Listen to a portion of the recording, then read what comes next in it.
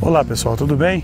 Mais uma vez estamos aqui no programa Vida de Bicho e hoje nós vamos falar sobre as serpentes, conforme eu havia prometido naquele programa anterior.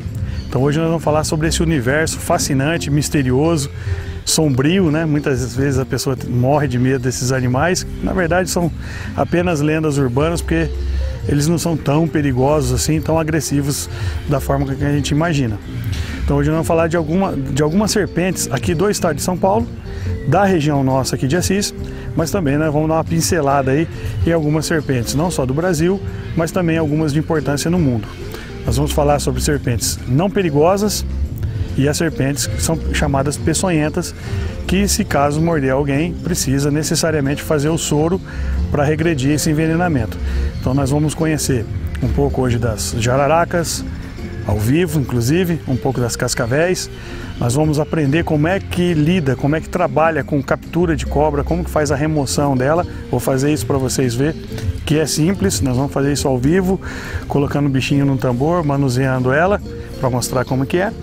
E nós vamos dar uma passagem aí em algumas serpentes que são perigosas, embora não tenha aqui na APAS, mas de vez em quando aparece, que são casos das corais e cobras peçonhentas, que não é dessa região, mas que tem provocado acidente, não só aqui no estado de São Paulo, mas também em todo o Brasil.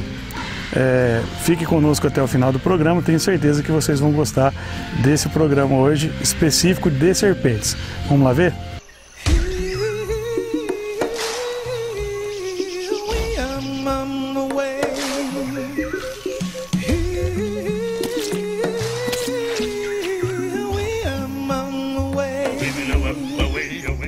Pessoal, isso aqui é um ambiente ideal para a gente encontrar serpente. É claro que serpente não vai encontrar em qualquer lugar. Tem que reunir, às vezes, condições necessárias para que ela more naquele lugar. Então, por exemplo, um ambiente como esse, apesar de ser mato para todos os lados, mas vai encontrar aí, se encontrar, algumas espécies de serpentes. Então, no caso, num mato desse aqui que não tem muito rato, muito caramujo, muito pássaro, né, em um nível mais baixo da mata, que faça ninho mais baixo, então você vai encontrar dormideira, corre-campo, a boipitanga, vai encontrar a cacual, que não tem mais aqui na região, mas são cobras que inclusive utiliza de pedaço podre, né, da árvore para poder se alojar e dormir ali dentro. A dormideira, né, que se alimenta de caramujo e lesminhas, inclusive faz um trabalho excelente para a gente, para controle do caramujo africano e também as lesmas. Mas, por exemplo, cascavel e jararaca já não é de uma região dessa. Então, muitas vezes a gente fica com medo de entrar em algumas áreas de mata, achando que vai ter algum animal peçonhento, que voa na garganta, que se lança de cima da árvore, e na verdade isso não acontece. Para esse ambiente aqui poder manter uma serpente aqui, tem que ter primeiro abrigo. Então no caso de jiboia, cascavel, jararaca, tem que ter bastante buraco de tatu. De preferência com o filhotinho do tatu dentro para eles comer. Tem que ter rato, né? Um rato silvestre, uns camundongos silvestres, para ela poder se alimentar também. E bastante ninho ou aves que fazem ninho num nível mais baixo para determinada serpente se alimentar dos filhotes que venham a nascer aí nesses ninhos. Agora, um ambiente desse, apesar de ser bastante, né, lenhoso, né, tem bastante lenha aqui no chão, apesar de ter bastante galho, bastante árvore, mas não tem água o suficiente para manter, por exemplo, não só a serpente, mas qualquer outro tipo de animal aqui. No caso da jararaca, elas precisam de área bem úmida e essa é uma área seca. E no caso de cascavel, elas gostam mais de pastagem, lugar mais limpo ou arenoso, ou de pedra, para elas poder fazer o ninho delas ali, né, a toca. Existe inclusive relatos nos Estados Unidos do famoso ninho de cascavel, que acontece isso no Brasil também, mas como no Brasil mata-se muita serpente, então dificilmente isso vai acontecer em grande densidade igual acontece nos Estados Unidos, que o ninho de cascavel nada mais é que um buraco onde às vezes encontra até 100 cascavéis dentro. Mas mais interessante que ficar falando de tudo isso é a gente ver na prática. Agora a gente vai mostrar para vocês como é que faz a remoção de um animal de forma segura, que não machuca o animal, que não machuca a pessoa na forma mais segura e como pode fazer o encaminhamento de animais peçonhentos. Eu quero que vocês me acompanhem. Vamos lá ver? Pessoal, vou mostrar para vocês alguns equipamentos de segurança e de captura que é utilizado no dia a dia para quem trabalha às vezes em área rural, às vezes tem uma propriedade rural, às vezes tem uma chácara perto de área onde encontra esses animais, às vezes trabalha numa usina, às vezes trabalha numa empresa agrícola, ou às vezes está pescando e de repente se depara com um animal peçonhento e não quer que alguém mate e tenta remover daquele lugar para um outro local, ou às vezes quer fazer a captura para remover ele dali porque está oferecendo risco aos animais, aos seres humanos e não tem um corpo de bombeiro ou uma polícia ambiental na região, então de repente precisa fazer a remoção. Então eu vou mostrar como é que faz essa remoção. Basicamente esse aqui é o melhor sistema para captura, né, e manuseio de animal peçonhento. Muito precário teoricamente, mas é a melhor forma possível. A cobra ela não tem braço e nem perna, então quando você coloca ela aqui no meio, que até eu vou pegar aqui um modelinho, pode ficar tranquilo, não precisa gritar, porque esse aqui é de borracha, né? Então a gente utiliza disso aqui em palestra, né? Porque ficar manuseando serpente viva em palestra até tem uma questão de segurança e também o bem-estar do animal. Então a gente procura não utilizar de animal vivo em palestra, então a gente leva essas aqui de silicone. Então vamos imaginar que você já pegou a serpente. Então a partir do momento que ela está presa, né? Nunca ficando perto igual eu tô, isso é só por causa da câmera, né? É sempre bom manter uma distância, porque mesmo ela pendurada ali na ponta do gancho, ela pode dar um bote até nessa distância aqui. Então essa cobra desse tamanho, tem mais de 1 metro, ela pode chegar aqui, ó. Então a gente mantém uma distância aqui de pelo menos 1 metro, é uma distância segura. Então a partir do momento que você tirou ela do chão, levantou e ela não tem braço e perna para segurar, então das duas uma, ou ela vai enrolar aqui, ó, para ficar presa, para se segurar. No caso da jiboia, geralmente ela se enrosca, né, que ela já tem o hábito de viver em árvore, então ela fica toda presa aqui nesse gancho e você leva lá no tamborzinho e coloca ela dentro. Então você precisa de um gancho desse aqui, precisa da cobra, né, encontrar ela, que é muito difícil de encontrar. Precisa de uma caneleira, dessas caneleiras igual o pessoal usa no corte de cana, também é bom, ou uma bota parecido com a bota do bombeiro, que tem aquela caneleira dianteira aqui, né, que é para uma proteção, porque a presa dela não consegue ultrapassar, não consegue passar o couro ou a napa desse tipo de material. Precisa também, né, para quem tem a propriedade rural, o ideal é um tamborzinho desse, que é o mesmo tamborzinho utilizado para guardar leite, né, e outros produtos. Todo furadinho, né, para entrar ar, então furadinho na tampa, furadinho na lateral e o furinho no fundo, furinho bem pequenininho, menos que como se fosse a carga de uma caneta, bem fininha, porque dependendo da cobra ela pode sair por esses buraquinhos aqui, uma cobra fina. E no caso da tampa tem um truque aqui. Então quando a gente faz a remoção dela, né, você pegou ela pelo meio, que a gente vai fazer com uma cobra viva depois, aí colocou, essa aqui é mais difícil porque é de silicone, né, então ela enrosca, mas colocou ela dentro do tambor, utilizando sempre do gancho, você não vai levar a mão no tambor, porque ela pode estar saindo e acabar machucando. Você vai pegar pelo ganchinho, ó. Tem um ganchinho aqui em cima, leva com o ganchinho, colocou lá, segura apertando aqui, ó. Virou, né? Travou, e aqui ela pode ficar até 20 dias, 30 dias sem comida, 20 dias sem água. Colocou ela num lugar sombreado, como essa área que está atrás da gente aqui. Colocou ela ali, identifica, né, serpente perigosa. E assim que tiver alguém vindo para a cidade de Assis, ou Paraguaçu, Ourinhos, ou qualquer lugar onde tenha corpo de bombeiro ou polícia ambiental, deixa lá para eles tiram lá do tamborzinho, você leva de volta. Ou seja, tirou o animal do local de risco, tirou o animal de uma situação de risco e preservou o animal vivo, porque ele é importante não só por uma questão legal, mas por uma questão também de uma questão biológica, que nós precisamos desses animais na natureza, e uma questão até humanitária, né? Matar o bicho ou machucar ele ou deixar que ele morra somente porque ele oferece risco, mas ele não atacou ninguém ou nunca vai atacar ninguém. A última coisa que eles fazem é atacar, na verdade só ataca para se defender. E aí pelo menos está no local seguro, e aí, por exemplo, se vir para APAS, a gente solta ele numa área mais segura. Agora fazendo isso, né? Agora já é um pouco mais de risco, que a gente já vai fazer com uma que já é, né, viva, de verdade. Então, por exemplo, a cobrinha, isso aqui é uma jiboia, é um filhote também, embora ela é bem mansa, né? Ela já foi nascida em cativeiro também. Então, de repente, você está andando no mato e acaba se deparando com ela. Se for uma outra pessoa, já vai querer dar uma enxadada na cabeça, uma facãozada para matar. mas no entanto ela não faz nada, né? Então você busca lá, ou pede para alguém pegar o seu tamborzinho, coloca lá no local adequado. Você leva mais ou menos o gancho aqui, ó, e vê mais ou menos a metade do corpo, que no caso dessa aqui é mais ou menos nessa volta aqui, ó. Pegou com o ganchinho, como eu disse, ela não tem perna e não tem braço, então ela vai querer se enrolar no gancho. Olha lá, ela percebe, né, que vai cair, você dá uma balançadinha, ela já começa a se enrolar no gancho, olha lá, ó, para poder não cair, exatamente como eu disse. Se ela estiver subindo, você desce ela de novo para ela escorregar, né? Olha lá, ela fica toda presa, ó, de medo de cair, ó. No caso, a cascavel não faz isso. Isso aqui é o hábito só da jararaca, da coral e da jiboia. E coloca lá dentro do tambor. A hora que ela sentir o chão, olha lá, ela já sentiu o chão, ela vai querer descer. É claro que essa aqui, como ela já é de cativeiro, está acostumada a ficar solta, claro, ela vai ver a luz do dia, ela vai descer, né?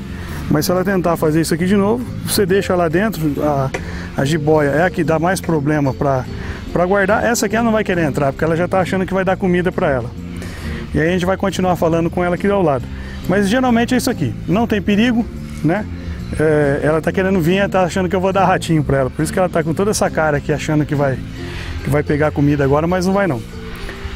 Apesar de ser grande, tem jiboia que chega às vezes até 4 metros, 4 metros e meio. Uma sucuri pode chegar até 8, 9 metros. O Guinness Book marca a maior serpente do Brasil criada em cativeiro. Era uma sucuri com quase 12 metros de comprimento, ou seja, é muito grande, com quase 600 quilos de peso. Apesar de toda a lenda que se cria em torno desse animal aqui, mas na verdade é isso aqui, ó. Movimento lento, apenas para se defender.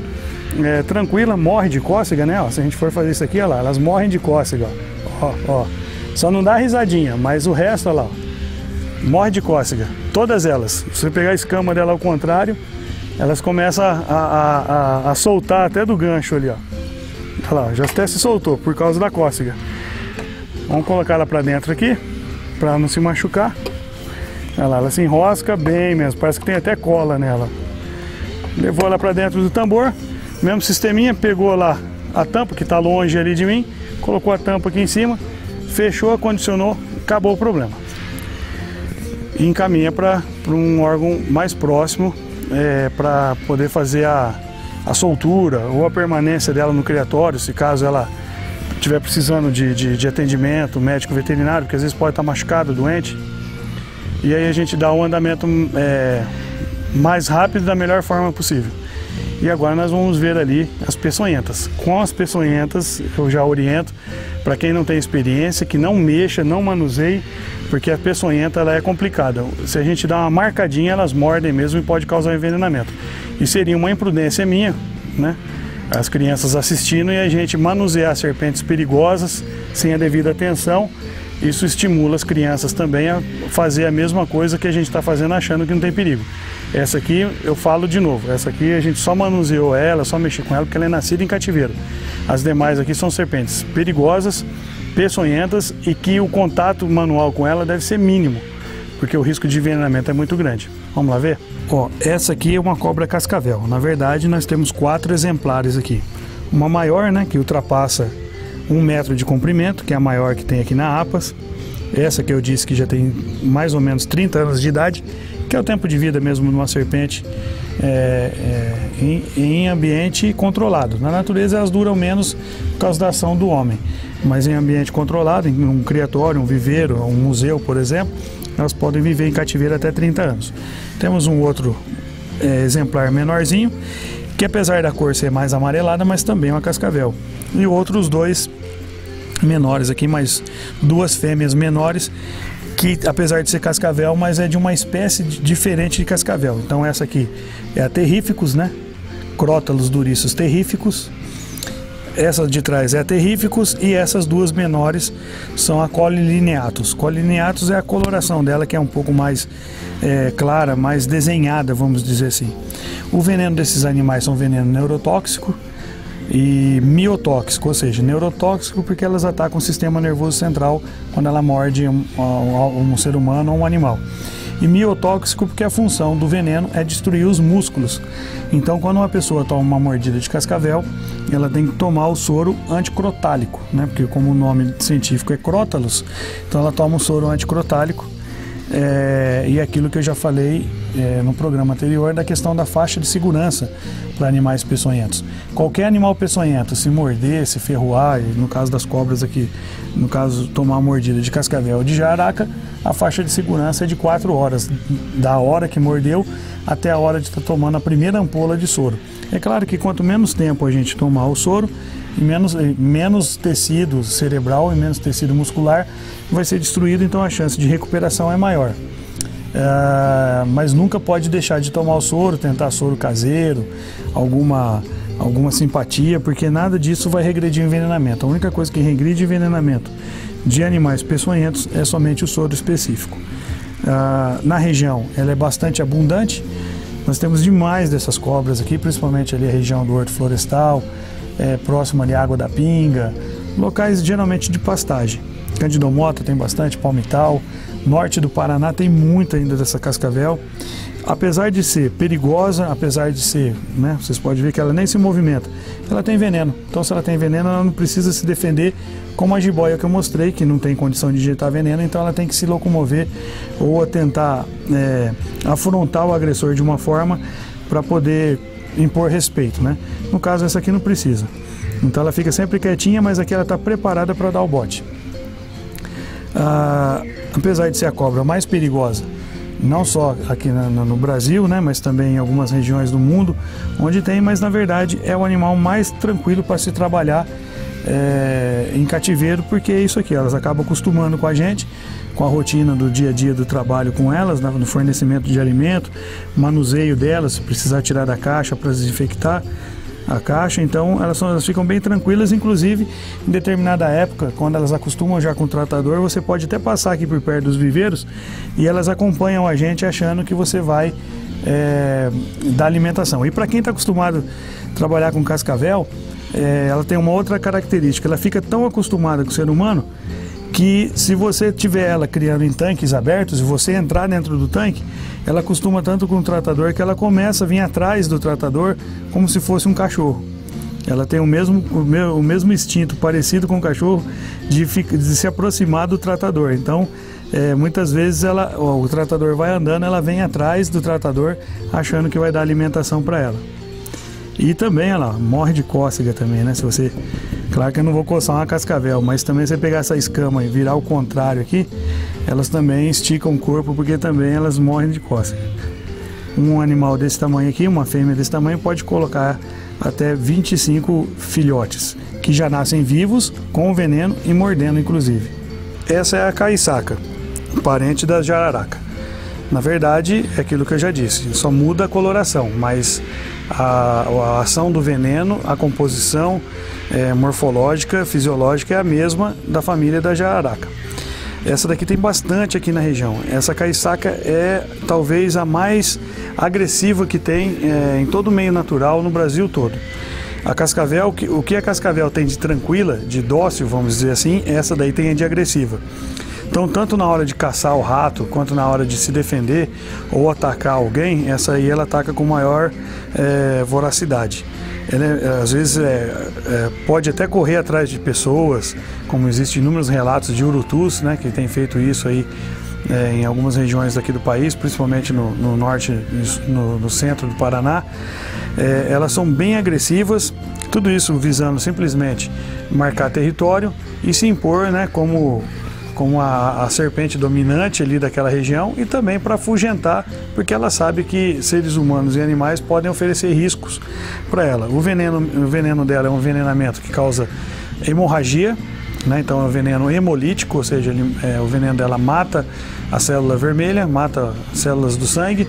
É hemorrágico, porque onde ela morde causa hemorragia, tanto no local que ela morde, quanto depois de algumas horas ela começa a provocar hemorragia generalizada no agressor, ou no ser humano, ou na presa. E proteolítico. Proteolítico, ou seja, proteolítico quer dizer destruição de proteína. Então onde o veneno vai passando, e o veneno é parecido com um ácido, então ele vai destruindo tudo que tem proteína. Então na carne tem proteína, a gordura é proteína pura, ele entra na corrente sanguínea, a veia, a artéria tem proteína. Então por onde vai passando essa ação proteolítica do veneno, essa protease que destrói as proteínas, então ela vai causando hemorragia, né? No primeiro momento só local, e depois de algumas horas, 4, 5, 6 horas, às vezes até 12 horas depois do envenenamento, o ser humano, por exemplo, ele começa a soltar sangue das veias, porque o sangue fica tão incoagulável que ele não consegue ficar mais preso dentro da artéria ou dentro da veia. Então ele começa a sair para fora do corpo. Que local? Por dentro da pele do olho, pela gengiva, pela mucosa do nariz, né, a parte interna do nariz, onde tem a mucosa, a parte da bochecha, começa a soltar sangue incessantemente e às vezes, se não for medicado, além do apodrecimento da região que ela mordeu, ainda causa a necrose dessa parte e às vezes é seguido de amputação. Por isso que existe aquele velho ditado que é verdadeiro, que é o urutu, quando não mata, ela aleja. Apesar do veneno ser menos potente que o veneno da cascavel, na questão da ação do veneno, mas o dano que ela causa no tecido é inúmeras vezes mais danoso do que o veneno que vem do envenenamento crotálico e do envenenamento elapídico das corais. Então, o dano no tecido é maior do que o dano do veneno da cascavel, embora o veneno da cascavel ainda é o mais eficaz. Na nossa região tem bastante desse tipo aqui, então tem tanto a jararacuçu, a Botrops mugine, que é esse exemplar que vocês estão vendo, a caiçaca, a jararaca pintada ainda tem bastante aqui na região do Horto Florestal, e na nossa região aqui a gente vai encontrar bastante desse animal na bacia do Capivara, bacia do Rio do Peixe, Maracaí, né? Recentemente recebemos exemplares dali e tem causado acidente, né? Nesse ano ainda, até o presente momento, ainda não teve nenhum acidentado na região, seja de cascavel, seja de jararaca, mas sempre tem acidentes com esses animais e a gente tem acompanhado no pronto-socorro. A soroterapia tem sido feita de acordo, né, corretamente, e nenhuma pessoa tem morrido envenenado ainda com envenenamento tanto crotálico quanto botrópico. Por isso que é aquilo que a gente ressalta novamente. É importante que numa questão aí de acidente com esses animais, que leve em consideração o principal, não tentar fazer nada em casa, nem amarrar, nem perfurar, nem fazer corte em cruz, perfuração, sugar o sangue, passar qualquer tipo de produto, oferecer bebida alcoólica. Na verdade, nada disso vai resolver, mas sim só vai atrapalhar. Simplesmente lavar com água e sabão o local, levar a pessoa no colo, na maca, né, para ela não se esforçar, para não aumentar o batimento cardíaco, e procurar um hospital mais próximo, de preferência que tenha UTI ou semi-UTI. No caso aqui, a gente vai encontrar o soro aqui no pronto-socorro, né, na UPA de Assis, mas encontra o soro também no pronto-socorro de Paraguaçu, encontra também o soro em Marília, encontra o soro em Ourinhos. Então, assim, a quantidade de soro é suficiente. Feito o soro, 15 minutos depois que a pessoa está envenenada, 15 minutos após a administração do soro, a pessoa já começa a regredir do envenenamento, e é aquilo que eu falei, somente o soro salva a pessoa, por isso, e em menor tempo possível, para ter menor quantidade de tecido destruído possível. Feito isso, esses primeiros socorros dessa forma, de preferência levar o animal vivo ou morto, né? Às vezes não consegue levar o bicho vivo, para poder identificar que animal que é, porque para cada serpente é um tipo de soro diferente. Feito isso, chegou no pronto-socorro em menor tempo possível, a chance de recuperação é maior. Passadas 12 horas de observação, geralmente o paciente é liberado. E no caso de dúvida, ligue aqui nesse telefone que está passando agora, que é o meu WhatsApp. Se você tiver dúvida no reconhecimento de algum animal peçonhento, às vezes você não sabe que animal peçonhento que é, ou aranha, ou escorpião, não sabe que bicho que é. Então você pode mandar a foto nesse WhatsApp que eu estou passando agora, que ele fica ligado 24 horas, e na medida do possível eu já vejo, reconheço que animal que é e passo uma resposta e uma pequena orientação do que tem que fazer, porque essa é a minha especialidade, animal peçonhento, e aí a gente encaminha inclusive para o hospital mais próximo, e depois entra em contato com o hospital para ver a questão da soroterapia aí, se é necessário ou não. Então entre em contato conosco, não perca tempo. Muito difícil hoje em dia alguém morrer de picada de cobra, aranha, escorpião. É aquilo que eu falei no programa anterior. O maior número de incidentes, inclusive acompanhado de morte, é em decorrência de abelhas. E se você procurar o socorro médico da forma mais rápida possível, a chance de sobrevida é bem maior. E aí, pessoal, gostou do programa de hoje? Eu falei que esse assunto era interessantíssimo. Se você quiser entrar em contato conosco, é só ligar nesses telefones, nesses endereços eletrônicos, falar com o Marinho e com a Natália. Se você tiver alguma dúvida aí com relação à fauna, às vezes algum animal meio perdido, às vezes algum animal atropelado até que você não sabe, e de repente está na beira da rodovia, você quer fazer uma foto, manda pelo WhatsApp e a gente vê que animal que é. Inclusive para nós é interessante saber o que é que anda acontecendo e que tipo de animal anda aparecendo na região. Isso é extremamente importante para nós. Se você quiser ser um mantenedouro desse nosso trabalho que é importantíssimo, quiser fazer um depósito de qualquer quantia nessa conta corrente aqui, e com certeza esse dinheiro vai ser bem-vindo e a gente vai aplicar esse dinheiro aqui nos trabalhos da APAS para que a gente continue dando andamento nesse trabalho que é espetacular.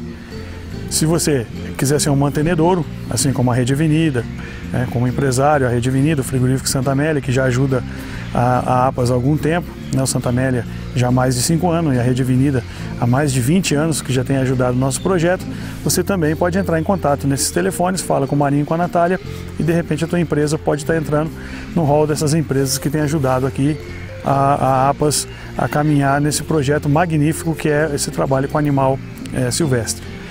E falando em animal silvestre, se você tiver um e não quer mais, porque você viu que há necessidade de devolvê-lo para a natureza, ou que o papel dele não é na tua residência, mas sim num projeto desse aqui para conviver com os mesmos da espécie, existe uma forma de fazer uma entrega que não gera multa, não dá problema jurídico, nada, que é chamada entrega voluntária. Você procura a Polícia Ambiental mais próxima da sua região, faz a entrega voluntária desse animal e aí, se for da nossa região, a Polícia Ambiental acaba trazendo para a gente esse animal e aí a gente faz o trabalho de reabilitação para devolvê-lo na natureza. E falando em animal silvestre também, capturado, resgatado, nunca se esquecendo que a partir desse mês de setembro em diante, agosto, setembro em diante, nós temos apreensões de papagaios aí, e só existe apreensão de papagaio porque existe o tráfico. E o tráfico também somente existe porque existe aquela pessoa que encomenda o animal. Então não faça isso. Isso, além de ser crime, ainda degrada o meio ambiente e tira esses animais do ambiente natural. Então nós temos um lema aqui. Que para um papagaio te dar o pé, outros 50 deram a vida. Eu queria encerrar o programa de hoje mostrando a Izzy, que é a cobra, nossa mascote aqui, a cobra da Aninha, fazendo a alimentação dela, que é uma coisa extremamente rara. Já ver esse tipo de animal, que é importado, mas também é extremamente raro ver ela se alimentando dessa forma, como a gente vai mostrar agora. Meu nome é Marinho, esse foi o programa Vida de Bicho e esperamos você até o próximo programa.